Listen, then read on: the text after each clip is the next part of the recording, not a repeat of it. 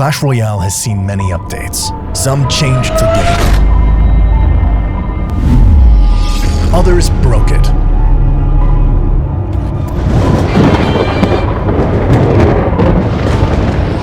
But a few did something worse.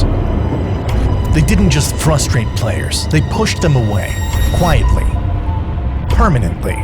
These weren't just mistakes. There were moments that left a scar. Moments that twisted the game into something players no longer recognized. Was it a broken card? A reckless rework?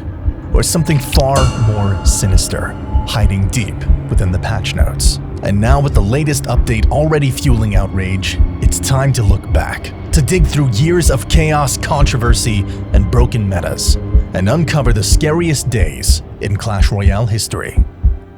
It's easy to forget now, but once upon a time, Elite Barbarians were a complete joke. When they were first released in late 2016, no one took them seriously. They cost a steep 6 elixir, and despite their intimidating appearance, they underperformed in almost every way. They weren't tanky enough to survive big pushes, didn't do enough damage to justify their cost, and were far too easy to counter. They were slower than expected, had zero synergy with the meta at the time, and in most cases, regular barbarians were just better. Most players avoided them like the plague. The few who did use them were usually stuck in mid-ladder, throwing them at the bridge with blind hope and praying they'd get something done. And spoiler alert, they usually didn't. But then came the December 15th, 2016 balance update. And with it, Supercell gave Elite Barbarians what seemed like a reasonable set of buffs. A 19% health buff, 14% damage buff, and a faster hit speed, going from 1.5 seconds to 1.4. Just 3 numbers, nothing flashy, no rework, no new mechanic. But these changes would go down in history as one of the most disastrous balance calls Clash Royale ever made.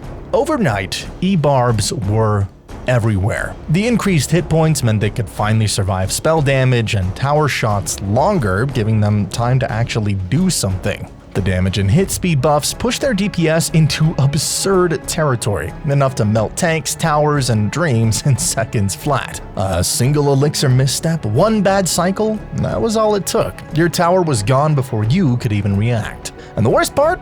Well, they were common cards, which meant everyone already had them leveled up. Unlike legendaries or epics, there was no grind to make them competitive.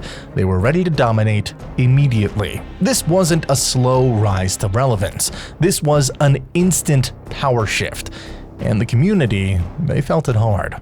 Mid-ladder became a war zone. Players who had once been crushing with control decks or building up big pushes were suddenly being steamrolled by rage-boosted E-Barbs at the bridge. It didn't matter if you had the perfect deck. If you didn't have the right card in cycle, you were toast. Defensive buildings crumbled. Splash units weren't fast enough, and chip damage decks, they practically vanished. Suddenly, Clash Royale wasn't a game of strategy. It was a game of whether or not you could survive the Elite Barbarians. And the backlash, that was brutal. Forums, Reddit, and YouTube were flooded with complaints. Titles like Elite Barbarians are ruining the game, and this card needs a nerf ASAP or everywhere. And Supercell, luckily they heard it loud and clear. Since then, E-Barbs have received the occasional stat tweak, small buffs here, slight nerfs there, but never again has a single update launched them into the spotlight like it did in 2016. That moment, that was the peak of their power, and their most infamous reign of terror. Because even now, nearly a decade later, the phrase "Rage plus E-Barbs at the bridge" still sends a shiver down the spine of anyone who played through that era. While the E-Barbs may have been one of the most frustrating balance mistakes ever, they definitely weren't the last. Because not every bad update was about making a card too strong. Some changes hit the core gameplay, the progression system, or the overall experience in ways that left players scratching their heads, or worse, logging out for good. The card buff might have been scary, but all of the next ones are going to be a lot worse. Truly. Let's take a look at another update that sparked outrage, for an entirely different reason. But before we dive into the next terrible update, I'd like to remind you that you might not be subscribed to this channel, and if you aren't, please consider it. It's free and it helps me out a ton. Maybe hit that like button while you're down there. Anyway, thank you for the support, and back to the video. If you've been playing Clash Royale for a while, you know just how valuable magic items have become. They made leveling up your cards so much more manageable, especially for players who didn't want to grind 24/7 or spend a fortune in the shop. Among all of those items, the Book of Books stood out as the holy grail. Why? Because unlike any of the other books, which only worked for specific rarities, this one let you instantly complete any card, regardless of rarity. It didn't matter if it was a legendary or a common, one tap and boom. Done. No waiting for wild cards, no saving up gold. It was the single best item for progression. And it was a major reason why many players bought the gold tier of Pass Royale every season. The Book of Books was what many players considered the cherry on top of the Pass Royale, and while the Gold Pass already offered a solid amount of value, the Book of Books allowed you to skip the often tedious grind of leveling up cards, making it the perfect reason to invest in the pass. It was a huge help for both free-to-play players and spenders who wanted to make steady progress in a game that already demanded a lot of time and money. So when Supercell removed the Book of Books in the pass in early 2023, yeah, people noticed, and they were not happy. It wasn't just a small tweak, it felt like a huge step backwards. Pass Royale had already been getting lighter over time with less gold, fewer bonus rewards, and fewer reasons to buy it, but this wasn't just a nerf to value. This was the removal of its biggest incentive, the one feature that made spending money on the pass feel worth it. And the worst part, it wasn't even replaced with anything of equal value. The Book of Books didn't get swapped for a chest key or more wild cards. Nah, it just disappeared. Gone. Vanished. As if Supercell expected no one to notice or care. But players did notice. The community lit up with complaints, with several content creators calling it one of the worst passes ever. Reddit exploded with posts from longtime buyers of the pass saying that they'd be skipping it for the first time in years. Why keep playing for a pass that just keeps offering less and less each season? The Book of Books had been a key motivator for players to buy the pass, and without it, the value was significantly diminished. From a business perspective, I guess it made sense. Supercell likely wanted to make the Book of Books more exclusive, maybe save it for special promotions or bundles, but from a player's perspective, it felt like betrayal. The Book of Books wasn't just some cosmetic item, it was a game changer for progression. It became a must-have for players, especially those grinding for maxed out cards. The removal of the Book of Books was a direct hit to progression for players that didn't spend a lot of money, and for many, it took away the one reason to actually buy the Gold Pass. For players who didn't want to sink hundreds of hours into grinding wild cards or gold, this felt like Supercell was closing the door on their ability to catch up. But the worst wasn't over. Supercell decided to introduce a second pass, the Diamond Pass, which cost more than the Gold Pass, but offered less value in return. The Diamond Pass offered a few extra rewards like exclusive cosmetics and more cards, but it didn't include the Book of Books, which had been the main reason for spending on the pass. So players were now faced with a choice: buy the more expensive Diamond Pass for fewer tangible rewards, or stick with the cheaper Gold Pass and get less progression. It felt like a cash grab, pure and simple. Supercell was now asking players to spend more money for fewer rewards, and the Diamond Pass didn't even come close to making up for the loss of the Book of Books. To make matters worse, players were also getting less gold and fewer rewards in the pass overall. The Diamond Pass felt like it was designed to make money without providing a corresponding increase in value. It wasn't just a bad deal, it felt like a step backwards for progression. So now the community was in full revolt. Players took to social media, YouTube, Reddit, and the official forums saying that they felt betrayed. Longtime buyers of the Gold Pass were now saying they wouldn't bother purchasing it anymore, and some even announced that they were quitting the game over these changes. Players felt like they were being taken advantage of, forced to either pay more money for less or simply stop playing altogether. And even today, the Book of Books still hasn't returned to the pass. It's become something you're lucky to see in a special offer or during a big event, but it's nowhere near as accessible as it once was. What was once a guaranteed monthly reward became a rare premium item. In a game already criticized for its steep progression system, this change did not help at all. If anything, it just widened the gap between casual players and spenders, making it even harder for free-to-play players to catch up to those with bigger wallets. And for the players who had already committed to buying the pass every season, well, their loyalty didn't seem to matter much anymore. So while the Elite Barbarians once broke the meta, the removal of the Book of Books, that broke trust, and trust is a lot harder to fix. After the removal of the Book of Books in 2023, it felt like the community's trust had already been severely broken. But Supercell wasn't done.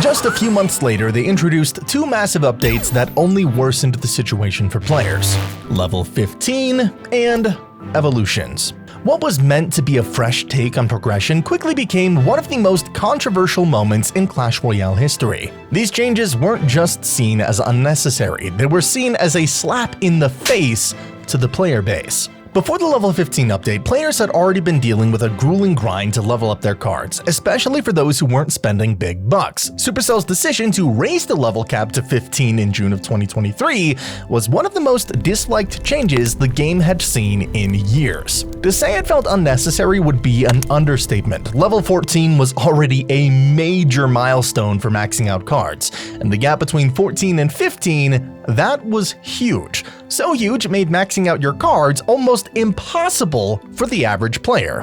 Why? Well, because the jump to level 15 required an absurd amount of resources. Suddenly, players were left scrambling for wild cards, gold, and any other magic items just to progress at a reasonable pace. The level cap jump essentially meant that anyone who didn't have an abundance of resources or was willing to drop tons of cash was going to fall behind. Supercell had just added an extra grind that was not needed, especially when many players were already struggling to keep up with the massive progression system. And let's not forget how long it took to level up cards even before level 15. Players already felt an overwhelming grind where the gap between cards felt insurmountable, even with the addition of wild cards and magic items. But raising the level cap to 15, Supercell essentially told players, "You've barely scratched the surface, go grind some more." And the worst part, many players didn't even feel like their decks were getting any stronger, just that the grind was being artificially extended for the sake of extending the game's longevity in a frustrating and unfun way, if the intent was to keep players engaged with the game. It backfired. Instead of fostering excitement about new content, the level 15 update became a constant reminder that progression in Clash Royale was going to become more difficult and expensive. This change didn't feel like an improvement to the game, it felt like an artificial roadblock to keep players spending money. And then came Evolutions. So on paper, Evolutions sounded like a cool idea.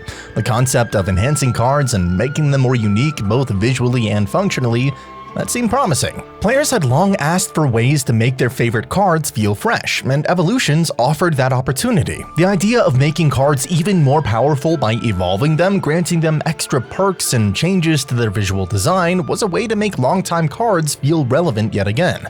But as with many other features Supercell had introduced in the past, Evolutions came with a hefty catch. The problem wasn't the feature itself, it was the fact that it was locked behind a paywall.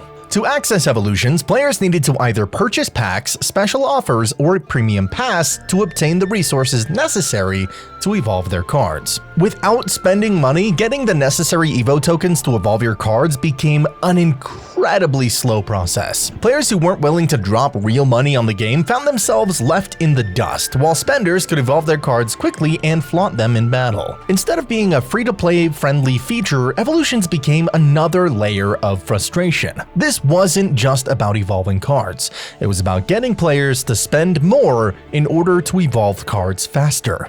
And that left a lot of players frustrated. Evolutions, instead of enhancing the player experience, turned into an exercise in paying to progress faster. For free-to-play players, the Evo tokens were scarce, and without a good number of them, getting a card evolved felt like it was going to take an eternity. Worse yet, there was no real sense of balance between players who had access to full evolutions and those who didn't. In competitive arenas, players who had fully evolved cards had a distinct advantage, and many felt that this broke the fairness of the game. Evolutions were supposed to be about making your cards feel special, but instead they became another way for Supercell to draw money from players.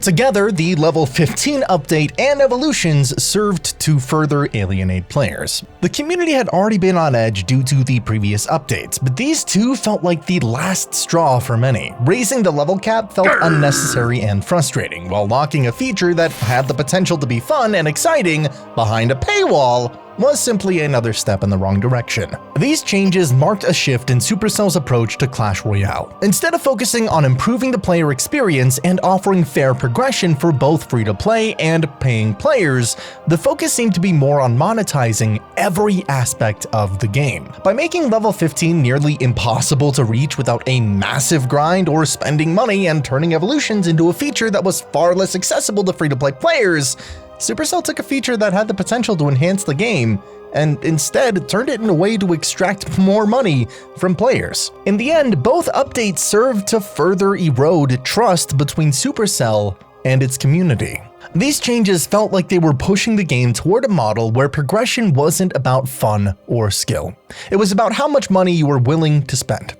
For longtime players, that made it harder to see Clash Royale as the fun and engaging game it once was.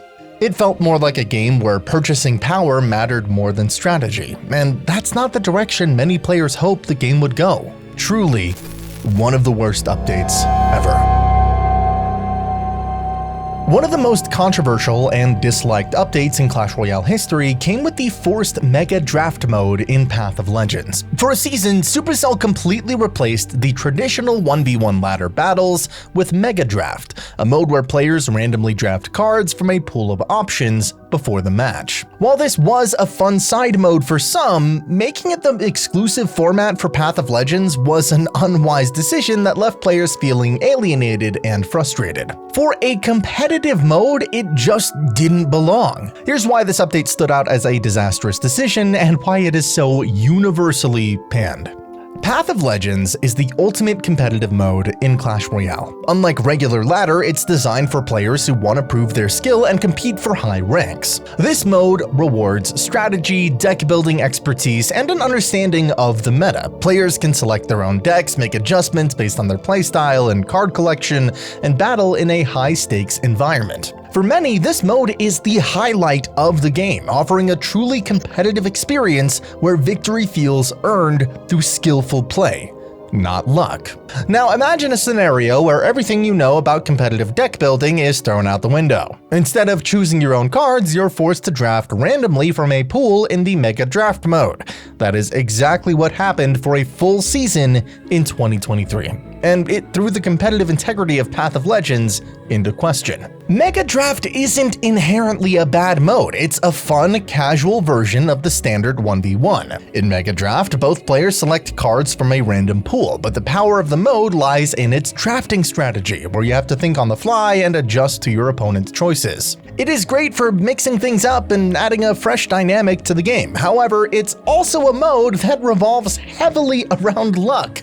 Luck in the cards that are available for you to choose from, and luck in what your opponent picks. This is where the problem started when it was forced into Path of Legends. Path of Legends is meant to be all about skill and strategy. The core of this mode is to see how well players can build their decks and make decisions under pressure. Mega Draft, on the other hand, requires no deck building at all. You're simply given a random selection of cards, and your success depends on how well you can adapt to the cards available, rather than your knowledge of the best deck combos or your ability to counter specific strategies. It is a mode that relies heavily on chance. Making this the exclusive format for Path of Legends undermined everything that the competitive mode was supposed to be about. Skill-based play was replaced with a luck-based mechanic. Competitive players who spent time optimizing their decks and practicing specific strategies now found themselves at the mercy of the random draft. You could be given a poor set of cards or find yourself unable to build a cohesive deck that would stand a chance against your opponent. In a mode that was supposed to showcase the best players, It was a huge step backwards. Competitive players were the ones most hurt by this change. Many had invested considerable time into mastering the game's mechanics, building diverse decks, and learning how to adapt to different matchups. They relied on their strategic deck building and game knowledge to succeed. Mega Draft took that all away, forcing them to play with a hodgepodge of cards that did not reflect their skill level or understanding of the game. On top of that, Mega Draft had another huge issue: card collection. In a competitive setting like Path of Legends, players should be able to use the cards they've invested in and leveled up. However, in Mega Draft, the cards available for selection were not based on your collection or skill, but were instead drawn from a pool of cards available to all players. This meant that players who hadn't invested heavily in a wide variety of cards were at a severe disadvantage, as they wouldn't be able to fully utilize their lower-leveled or specialized cards in the draft. Oh no, it's a level 10 witch. How unfortunate. My level 11 poison. Supercell, why did you think Mega Draft was a good idea at not tournament standard? For players who were more free to play or didn't have a huge card pool, this was a major frustration, especially when their success could come down to random luck rather than skill. As soon as this change was announced, the community erupted. Longtime players, competitive players, and casual fans alike expressed their discontent across forums, Reddit, and social media. This was a change that no one had asked for, and it drastically altered the game mode that many players loved. Path of Legends was meant to be a way for players to climb the ranks using their hard-earned strategies, but now they had to rely on random drafts and hope for a decent set of cards to emerge. The backlash was swift and intense. Players took to Reddit, calling it one of the worst updates to date. Many felt that Mega Draft undermined the entire point of the mode. While the format might have been fun in a limited setting, it simply didn't belong in Path of Legends, the most competitive environment in the game. Supercell eventually listened to the feedback and reverted the change, restoring the traditional 1v1 format to Path of Legends. It was scary though, as people knew that Supercell is capable of messing with the competitive mode without a second thought. The Path of Legends update is a perfect example of how a seemingly small change can completely alter the experience of dedicated players. While Mega Draft may be fun as a side mode or as a special event, forcing it into the competitive arena was a massive mistake. It stripped the mode of its competitive integrity and gave players an experience where their skill was not the most important factor. In a game like Clash Royale, where strategy and deck building are the key to success, introducing luck-based mechanics into Path of Legends felt like a huge step backwards. For the future, it's crucial that Supercell remembers the core values of their competitive modes. Path of Legends is where the best of the best should rise based on their strategic understanding, deck building prowess, and mastery of the game, not how lucky they are with the cards they're given. That's the reason many players hope Supercell learned from this infamous update. Chests have been a cornerstone of Clash Royale for nearly 9 years, and their removal in the latest update has left a lot of players questioning the direction of the game. For the better part of the game's history, chests were a reliable, steady source of progression. Players earned them from battle wins, and they provided a predictable stream of rewards, such as cards and gold. This made leveling up your cards a manageable, consistent process. Now, with chests removed from battle wins, it's clear that Clash Royale has taken a big step away from what made progression feel rewarding. Instead of chests, we now get lucky drops, random items like cards and gold, and those are the only rewards we can expect from battle wins. What players are really upset about though is not just the removal of chests, it's that this new system has caused a dramatic nerf to progression. In fact, many players feel like this update has effectively given us a 50% reduction in progression. So let's break that claim down. Before the update, chests provided a steady and predictable way of earning rewards after every battle. The chest system, combined with the season shop and the rewards from Clash Royale, helped maintain a consistent pace of card progression. But now, with chests gone and the season shop removed altogether, the rewards we receive from Clash Royale feel far less substantial. Here is where the issue lies. The new rewards don't replace what we've lost. Instead of the predictable chests, we now have lucky drops, which are random and inconsistent. These drops might include cards or gold, but there's no guarantee you'll get what you need. There's no longer a sense of steady progression, which is what made Clash Royale so satisfying to play in the first place. And this isn't just about luck, it's about time. What players used to get from chests is now harder to obtain and more spread out. The steady stream of rewards that came from opening chests has been replaced with a much more sporadic and slower system of lucky drops. This has left players feeling that progression has slowed to a crawl. And let's talk about the seasonal shop for a minute. Previously, the season shop was a valuable part of the game, allowing players to spend tokens on extra rewards like evolution shards, gold, and cards. It was a great way to supplement progression, especially for free-to-play players, and provided a sense of control over how you advanced. Now that the season shop is gone, there's no longer an easy way to get those extra rewards. And it's not just the season shop being removed. Clash Royale has already taken away the ability to earn chests from battles that many players used to rely on.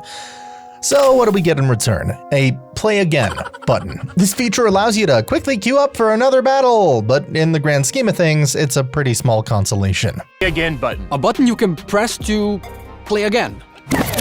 Can't be serious about this. The real issue here is that nothing is making up for the loss of the chest system. Players are now looking at a 50% reduction in their ability to progress, and there's no real replacement to offset that. The rewards we now get, gold, cards, and the occasional lucky drop, don't match up to the value of the chests we had before, and for many, this change feels like a step backward, not a step forward. In short, this update has created a situation where progression feels significantly slower. For players who relied on chests to steadily advance, this update is a massive setback. Chests provide a clear, predictable path to progression, a way to always know that after a battle, you'd be earning something tangible. Now with chests removed, that is all gone. Lucky drops may be fun in theory, but they don't provide the same sense of certainty or control over how you level up. Without the chest system, it feels like Clash Royale has thrown away a core part of what made the game enjoyable for many players. Ultimately, this is about more than just losing chests. It's about the nerf to progression.